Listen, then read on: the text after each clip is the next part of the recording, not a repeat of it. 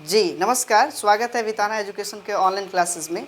और हम फिजिक्स के चैप्टर में आज का विशेष टॉपिक प्रकाशिकी को समझेंगे, ऑप्टिक्स को, जहां से एक नंबर निश्चित बनता है। आज हमने डायरेक्टली थंबनेल्स पे और टैगलाइन में डायरेक्ट हमने डाल ही दिया है कि आज के क्लास में एक नंबर पक्का है। आपने कभी भी एग्जाम में बैठे होंगे तो आपने सुना भी होगा, सवाल आता है तारे टिमटिमाते हैं प्रकाश के किस कण के कारण। तो ये प्रकाशिकी चैप्टर में आता है। हीरे चमकता है प्रकाश के किस गुण के कारण। तो यहाँ से सवाल निश्चित बनता है, इसलिए हमने आज के विशेष टॉपिक को लेके चले हैं। तो चलिए प्रकाशिकी चैप्टर को समझने के लिए थोड़ा सा हमारी बात को ध्यान में समझिएगा।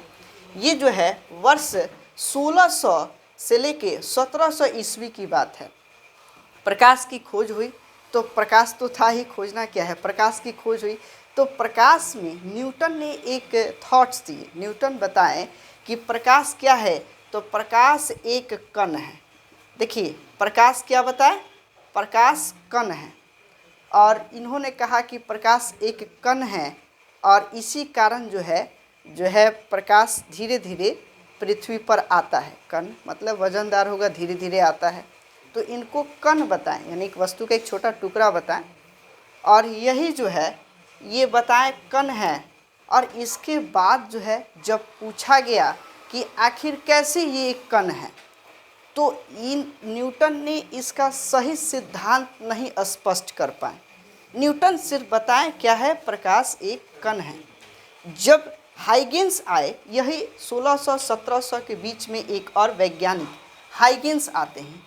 तो हाइगेंस कहते हैं कि नहीं, प्रकाश कण नहीं है, प्रकाश एक तरंग है, एक वेव है। समझिएगा, प्रकाश जो है कण नहीं है। हाइगेंस क्या कहते हैं, प्रकाश एक तरंग है।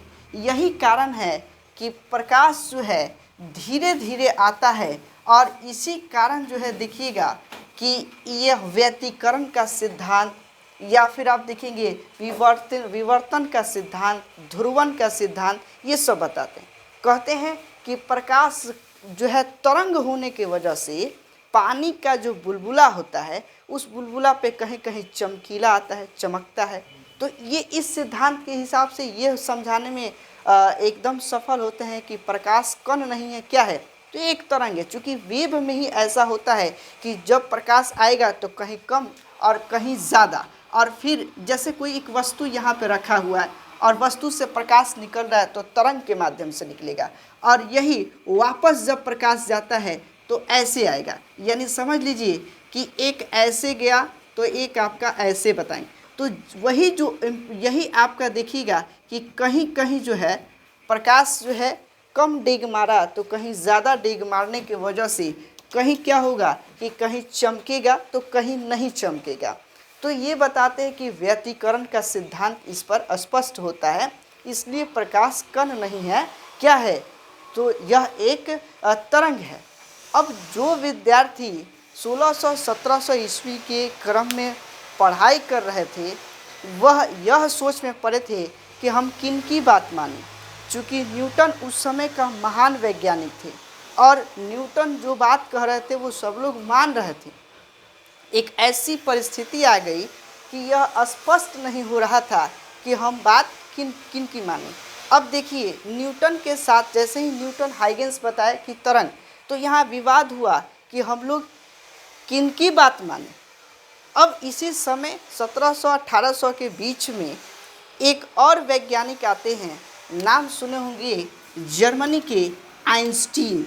आइंस्टीन का आपने नाम सुना होगा, यह भी बहुत बड़े वैज्ञानिक है आइंस्टीन। इस समय का एक समझ लीजिए कि इन्होंने गॉड का सिद्धांत दिया।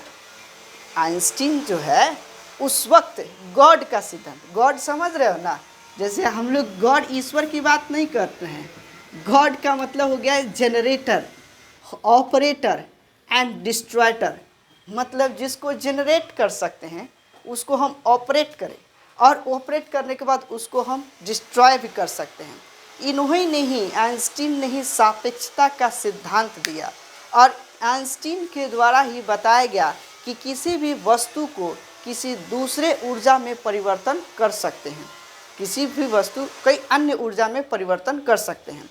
जैसे मास जो होगा, यदि कोई वस्तु है मास के साथ उसका वेग का प्रयोग किया जाए, वेग मल्टीप्लाई करे, तो यह एक ऊर्जा क्रिएट करता है, यानी एक एनर्जी बनाता है। ठीक है, तो एनर्जी का सूत्र इन्हीं ने बताया, E बराबर mc² करके।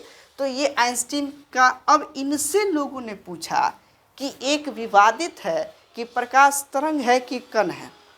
तो आइंस्टीन कहते हैं कि आइंस्टीन प्रकाश तरंग नहीं है, आइंस्टीन कहते हैं कि प्रकाश क्या है, कण है, प्रकाश कण है। न्यूटन सही बता के गए हैं, प्रकाश कण है। भले वो उसका रिजल्ट नहीं दे पाए, कि उसका सही एग्जाम्पल नहीं दे पाए, लेकिन प्रकाश कण है। इन्होंने एक रिसर्च किया और रिसर्च में प्रकाश का विद्युतीय प्रभाव बताए, प्रकाश का विद्युतीय प्रभाव, और यही प्रकाश के जो कण है, इस कण का नाम बताया कि इसका नाम फोटोन है।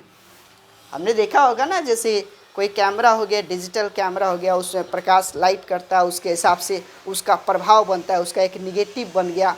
तो उस समय जो कैमरा बना वही फोटोन बताएं कि यह प्रकाश एक कण है। और फोटोन नामक समझ लो कि बैग में जैसे कोई भी किरण आती है, तो किरण जो है छोटे छोटे बैग में बन के आती है। तो जो बैग में कण आ रहा है, उस कण के बैग को क्या कहेंगे, फोटोन कहेंगे। समझिए, जैसे मान लीजिए, इसको समझने के लिए इसको ऐसे भी समझ सकते हैं, जैसे आपके घर में अनाज का एगो ड्राम है, आप उसमें अनाज रखें, जैसे गेहूँ रखें। आपको गेहूँ पिसवाना होता है तो क्या करते हैं, पूरा ड्राम उठा के लेके जाते हैं? नहीं, क्या करते हैं, थोड़ा सा एगो बैग में लेके जाते, एगो बोरा में लेके जाते। तो वही बोरा जो जा रहा है, उसी को इन्होंने क्या कहा, फोटोन कहा। और यह भी बताए कि इस बोरा का, इस फोटोन का मास जो होता है वो 0 होता है, यानी द्रव्यमान इसका 0 होता है। जैसे सूर्य से जो किरण आ रही है, सूर्य में आप समझिए कि बहुत बड़ी संख्या में प्रकाश का कण है, बहुत बड़ा प्रकाश का प्रभाव है, लेकिन पूरा प्रकाश का प्रभाव एक बार थोड़े आता है, थोड़ा थोड़ा आता है। तो यही थोड़ा थोड़ा जिस कण के बैग से आता है, उस बैग को इन्होंने क्या कहा, फोटोन है। और इसका प्रभाव भी बताया कि प्रकाश का विद्युतीय प्रभाव होता है। अब इसमें इन्होंने कहा कि यह जो है फोटोन जो नामक कण जो है, इसका मास क्या है, 0 है ना। अभी यही चीज़ अगर मास अगर किसी भी चीज़ों का ज़्यादा होता है, तो देखिएगा कि जब उस वेग से आएगा, जैसे फोटोन गिर रहा है पृथ्वी पर, सूर्य की किरणें गिर रहा है ना पृथ्वी पर, अगर इसमें वजन रहता तो समझ लेना कि ज़्यादा चोट लगता ना इंसानों को, धूप से भी चोट लगता है अगर इसमें वजन रहता तो। जैसे मान लो कि मैंने स्टिक लिया, अब ये स्टिक जो है 1 किलो का, एक डंडा उठाया 1 किलो का। अब 1 किलो का डंडा किसी के शरीर पर वेग के साथ, वेग मतलब समझ रहे हो ना कि ये 1 किलो अब मास हो गया, अब वेग के साथ बोले कि 1000 मीटर प्रति सेकंड की स्पीड से मारे, तो जब मारेंगे 1 किलो शरीर पर गिरेगा तो क्या होगा, चोट लगेगा कि नहीं लगेगा, एनर्जी होगा कि नहीं होगा। तो यही बताया कि m भी बराबर होता है संवेग, यानी संवेग होता है, वही उस पर ऊर्जा गिरता है, बल गिरता है। समझ में आ रही बात ना। तो यही बताते हैं कि यह प्रकाश का जो फोटोन है, उसका द्रव्यमान क्या होता है, 0 होता है।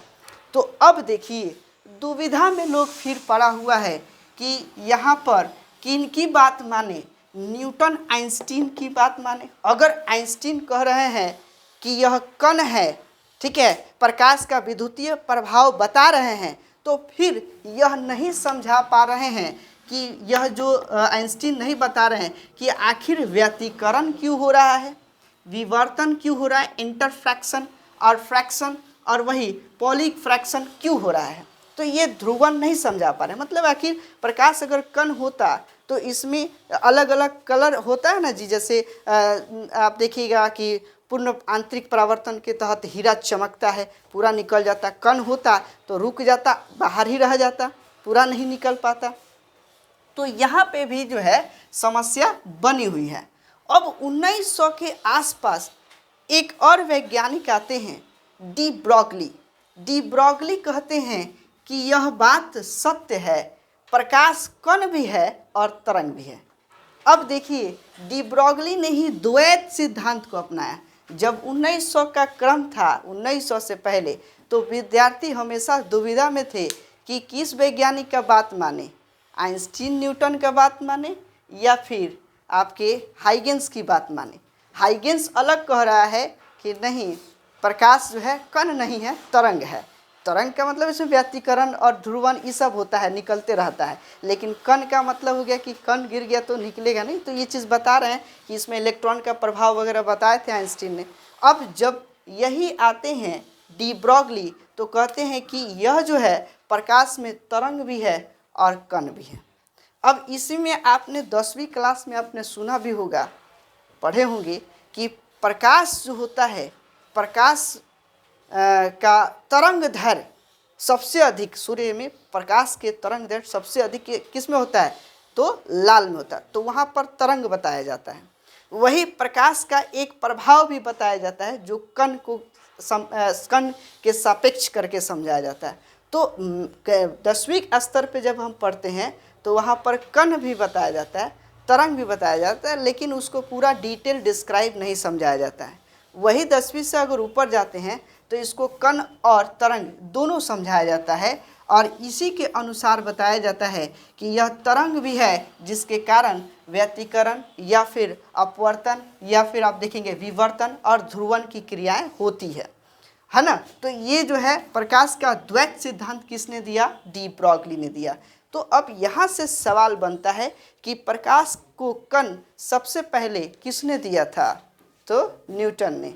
और प्रकाश के कण को प्रूफ कराने के लिए प्रकाश का विद्युतीय प्रभाव का सिद्धांत किसने दिया, आइंस्टीन ने दिया। अब सवाल आता है कि प्रकाश एक तरंग है, तरंग का सिद्धांत सबसे पहले किसने दिया, हाइगेंस ने दिया। आधुनिक भौतिकी विज्ञान के अनुसार प्रकाश तरंग और कण दोनों हैं, यह किसने सिद्धांत दिया, डी ब्रॉगली ने दिया। एकदम क्लियर हो गया होगा ये बात। अब देखिए बहुत ज़्यादा हम डेप्थ नहीं जाएंगे ना, तो इसमें और भी डेप्थ पढ़ना होता है, फिर आपको बाउंस होने लगेगा। अब इसमें केवल यही समझना है जहाँ से 1 नंबर मेरा बन जाए। एग्जाम्पल पूछता है कि प्रकाश के किस गुण के कारण कौन सा घटना घटित होता है। तो समझ लीजिए प्रकाश का एगो अपवर्तन होता है। अपवर्तन होने का मतलब होता है एक परावर्तन होता है। अपवर्तन का मतलब आपतित कोण, परावर्तित कोण, ये 10वीं स्तर में आपने पढ़ा होगा। तो वो अपवर्तन की क्रिया होती है। तो इसी क्रम में प्रकाश के अपवर्तन के कारण जो है तारे टिमटिमाते हैं। तारे टिमटिमाना का मतलब समझिए कि यदि अंतरिक्ष में, चूँकि ये पृथ्वी है, तो तारा पृथ्वी से दूर होगा कि नज़दीक होगा, दूर होगा। तारे बहुत दूर है, यहाँ पर तारा है। अब यह तारा से जब प्रकाश चलेगा, लाइट चलेगा, तो अब इसमें कई ऐसे लेयर मिलेंगे, कहीं वायुमंडल होगा, कहीं नहीं होगा। तो यही कण जो है कभी इधर स्पीड चलेगा, कभी स्लो चलेगा। ऐसे ऐसे आने की वजह से यहाँ जो मनुष्य देखता है कि ऐसे ऐसे, यानी यही क्या है, प्रकाश का अपवर्तन की क्रिया है। अपवर्तन, आना जाना, आना जाना, ये होता है आपतित कोण, परावर्तित कोण। तो उसी क्रम में जो होता है इसको अपवर्तन कहा जाता है। तो तारे टिमटिमाते हैं प्रकाश के किस गुण के कारण, ये हो जाएगा प्रकाश के अपवर्तन के कारण। इसी क्रम में देखिएगा कि बर्तन में जल भरने से तल उठा हुआ प्रतीत होता है। प्रकाश का किस अपवर्तन, किस कारण, तो अपवर्तन के कारण। अब यही चीज़ होता है कि जब भी कोई प्रकाश एक माध्यम से दूसरे माध्यम में जब जाती है तो उसमें जो होता है, प्रकाश जब एक माध्यम से दूसरे माध्यम में जाएगी तो उसके वेग में परिवर्तन होगा, पथ में परिवर्तन होगा। ठीक है। अब जैसे मान लीजिए इसको अगर हम कण भी समझते हैं, आप इंसान हैं और आप ऐसे हवा में चल रहे हैं तो आराम लग रहा है, और दौड़ते दौड़ते अचानक आपके नीचे पानी आ जाए तो पानी में दौड़िएगा तो क्या स्पीड बनेगा, नहीं बनेगा। यही सेम चीज़ इसके साथ होता है कि प्रकाश जो होता है हवा में अलग स्पीड जाता है, पानी में उसकी रफ्तार अलग होगी, तिरछा आधे टेढ़े हो जाएगा। तो यही प्रकाश के कण के सिद्धांत को भी इंगित करने का काम भी करता है। तो बर्तन में जल भरने से तल का उठा हुआ ना, यह प्रकाश के अपवर्तन की घटना को दर्शाता है। जैसे अब देखिएगा, इस पर बहुत डिटेल्स होना होता है, उसको पढ़ना होता है कि जब प्रकाश सरल माध्यम से विरल से सघन माध्यम में जाता है, विरल से सघन माध्यम में जाएगा तो वही आप देखिएगा कि सरल से विघन माध्यम में जाएगा तो प्रकाश का जो होगा वहाँ पर परिवर्तन होने लगता है, वो अविलंब की ओर झुकना शुरू कर देता है। ये बहुत डेप्थ में जाइएगा तब होगा, तो फिलहाल इसको अभी समझने की ज़रूरत नहीं है। एग्जाम्पल केवल 1-2 बार देख लीजिए, इम्पॉर्टेंट हो जाएगा। बर्तन में जल भरा हुआ उठाना, या बर्तन जो होगा पानी में कोई वस्तु रखे और ऊपर से सामान कोई व्यक्ति देख रहा है तो उसमें कुछ परिवर्तन दिखाई देता है, यह प्रकाश के किसके कारण? अपवर्तन के कारण होता है। साथ ही यह भी देखेंगे, हवा न हो तो दिन की अवधि क्या हो जाएगी? कम हो जाएगी। अगर इस पृथ्वी मंडल पर हवा नहीं हो तो दिन की अवधि क्या हो जाएगी? कम हो जाएगी। कैसे कम हो जाएगी? जैसे यह पृथ्वी है और यह सूर्य है, इधर से सूर्य उगता है और इधर सूर्य डूबता है, तो सूर्य की किरण जब आती है हवा के कारण, तो यहाँ सूर्य की किरण जब नीचे है, अभी सूर्य नीचे है, उगा नहीं है, लेकिन हवा के कारण प्रकाश की किरणें क्या होती है? पहले ही आ जाती है। समझ में आ रही बात ना? या पहले आ जाती है, नीचे चले जाती है, जिसके कारण ये पहले आ गई तो सूर्योदय क्या हुआ? पहले ही हो गया। आप देखिएगा कि सूर्य की किरण, सूर्य दिखाई नहीं दे रहे हैं लेकिन अंजोर हो गया है। ये किसके कारण ऐसा होता है? तो वायु होने की वजह से सूर्य नहीं दिखाई दे रहे हैं, फिर भी सूर्य की किरणें हमें दिखाई दे रही है, आ रही है, ऐसा प्रतीत हो रहा है कि सूर्योदय हो गया है। दूसरी बात, सूर्य डूब गए हैं और फिर भी ऐसा दिखता है कि जो है इधर का प्रकाश कुछ कुछ दिखाई दे रहा है, तो हवा रहने से यह दिन की अवधि क्या हो जाएगी? कम हो जाएगी।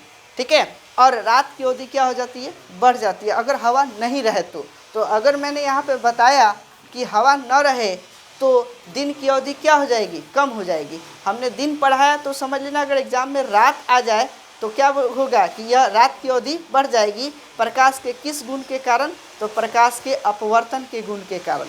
आगे ऑप्शन है प्रकाश का पूर्ण आंतरिक परावर्तन।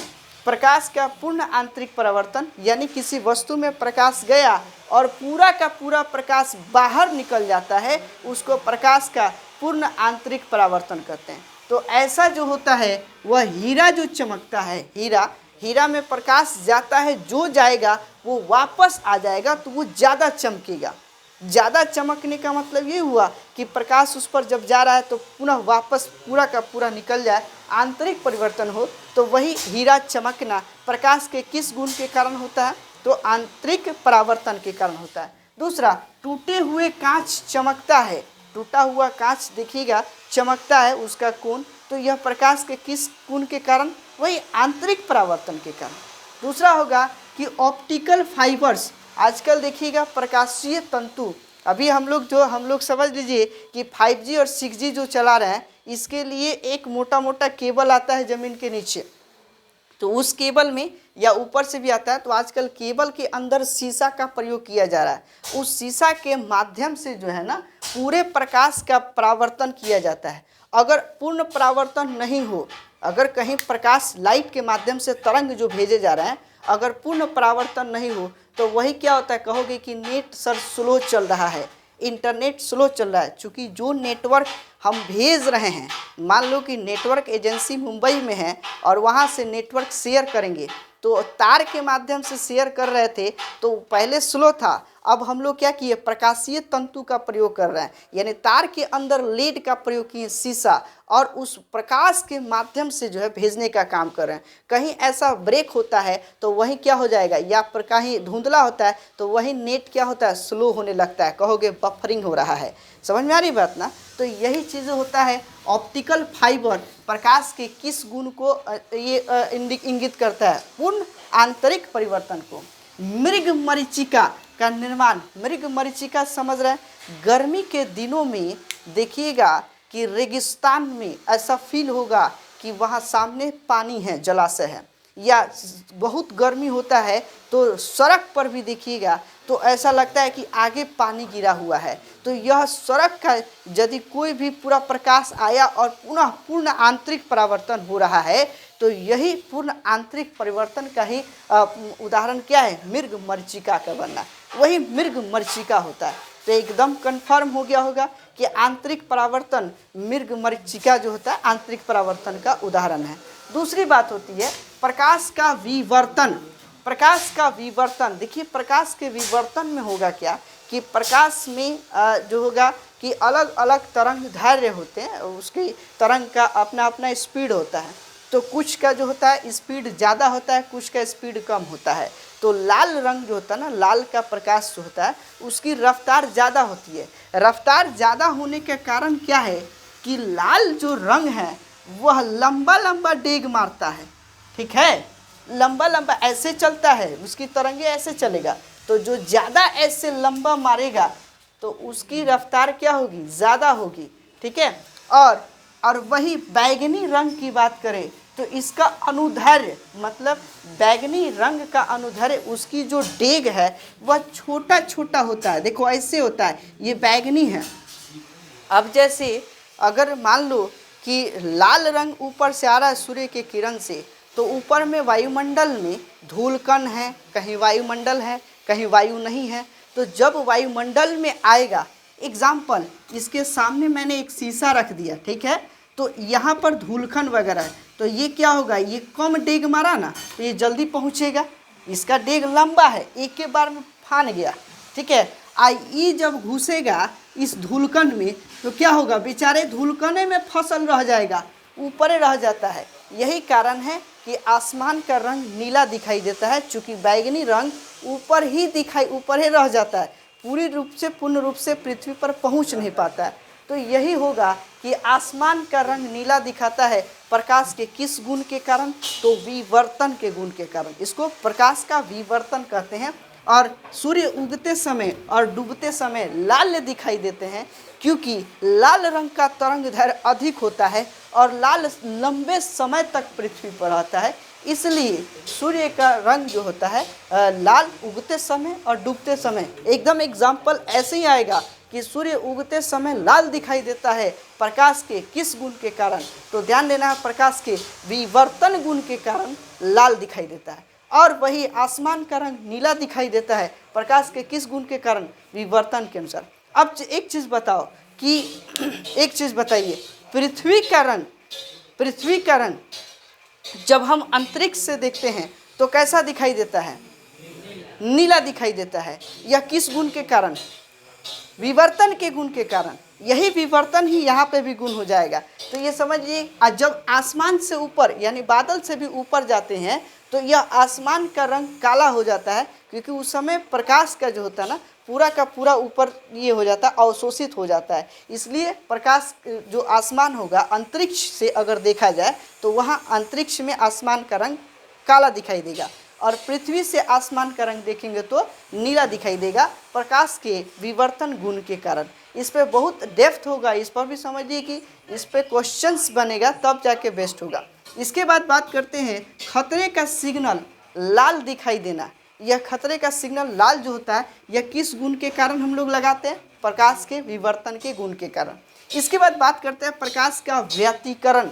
व्यतिकरण जो होता है कि प्रकाश जो होता है ये ऐसे ऐसे गया और फिर आपके ऐसे ऐसे ऐसे ऐसे बन के आ रहा है, तो ये व्यतिकरण होता है जिसमें साबुन का बुलबुला जो होता है वह रंगीन दिखाई देता है। साबुन का बुलबुला रंगीन दिखाई देता है, कारण कि जो प्रकाश जिस तरंग में जा रही है उसके विपरीत तरंग में आती है, और जब विपरीत तरंग में आएगी तो कहीं ब्लू दिखाएगा, कहीं लाल दिखाएगा, कहीं हरा दिखाएगा, वो चेंज होते रहेगा। तो यह किस गुण के कारण होता है, प्रकाश का व्यतिकरण गुण के कारण। मोर का पंख हम लोगों ने बहुत पहले विद्या बढ़ाने के लिए खल्ली वगैरह खिलाते थे पहले, याद है। तो मोर का पंख भी देखोगे तो मोर का पंख का भी होता है कलर, उसकी बनावट ही ऐसे होती है कि वह प्रकाश के व्यतिकरण के सिद्धांत को फॉलो करता है और वह भी रंगीन दिखाई देता है। हालांकि मोर का पंख रंगीन होता नहीं है। एक रंगीन का मतलब हो गया कि ये तुम्हें वाइट दिखाई दे रहा है, ये ब्लैक दिखाई दे रहा है, एक कलर होना चाहिए ना। अभी उसमें देखो जिधर घुमाओगे उधर वो चेंज हो जाएगा, कहीं लाल हो गया तो कहीं ब्लू हो गया, कहीं हरा हो गया, वही चीज़ वही पंखुड़ी वो चेंज होते रहता है। तो वो प्रकाश के किस गुण के कारण होता है, व्यतिकरण के कारण ऐसा होता है। इसके बाद समझ लो कि भीगे सड़क पर अगर तेल गिरा हुआ है तो तेल की ऊपरी सतह जो होती है वो भी तुम्हें रंगीन दिखाई देगा। यह प्रकाश के व्यतिकरण सिद्धांत को फॉलो करता है। आई होप आपको ये पूरी 1 नंबर से रिलेटेड आपका टॉपिक समझ में आया होगा। मिलते हैं अगले क्लास के वीडियो के साथ। वीडियो पसंद आता है तो वीडियो को लाइक अवश्य करें। मिलते हैं अगले क्लास में। धन्यवाद।